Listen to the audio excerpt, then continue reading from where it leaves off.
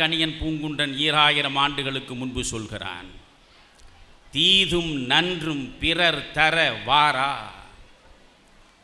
அதை நான் கொஞ்சம் புரட்டி போட்டு ஒரு தலைப்பை உங்களிடம் தந்திருக்கிறேன்.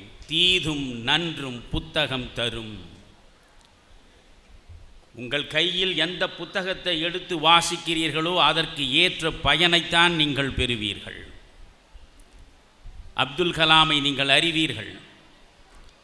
அப்துல் கலாம் அவர்கள் ஒரு முறை குறிப்பிட்டார், என் வாழ்வை வளப்படுத்தியது 4 புத்தகங்கள் என்றார். ஒரு புத்தகம் மேன் தி அன்னோன் என்பது, அறியப்படாத மனிதன்.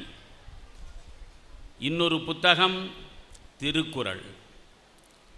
3வது புத்தகம் அவருடைய சமயம் சார்ந்த மறை திருக்குர்ஆன்.